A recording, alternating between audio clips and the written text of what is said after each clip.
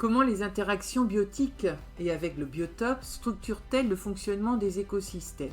Quand on parle de fonctionnement des écosystèmes, on parle surtout de réseaux trophiques, c'est-à-dire l'ensemble des liens alimentaires qui existent entre les organismes de l'écosystème et qui assurent ainsi la circulation de matière et d'énergie. Sur quoi repose le fonctionnement d'un écosystème? On va trouver à la base de tout écosystème des producteurs primaires, c'est-à-dire des végétaux chlorophylliens, capables de récupérer l'énergie lumineuse et de transformer cette énergie en énergie chimique, contenue dans les molécules organiques avec un élément prépondérant, le carbone, que l'on peut suivre au travers d'un flux de matière et d'énergie entre les différents organismes.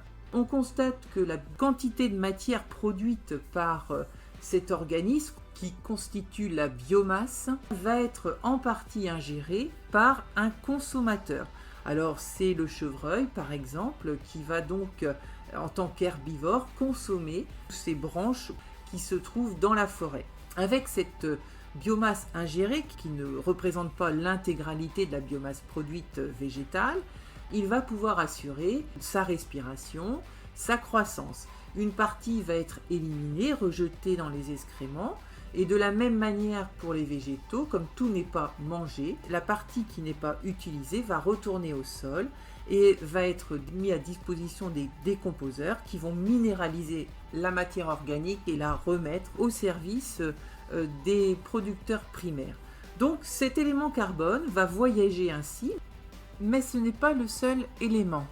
L'eau va également circuler au sein des écosystèmes, elle y entre par l'absorption racinaire, circule dans l'écosystème et ressort par évapotranspiration. Un bilan hydrique des forêts ou un bilan de carbone peut être intéressant pour quantifier les différents flux d'eau, de carbone qui circulent dans l'écosystème forestier et pour constater que les arbres et plus largement la forêt constituent un véritable réservoir de carbone dans un contexte d'enjeux climatiques importants à l'heure actuelle.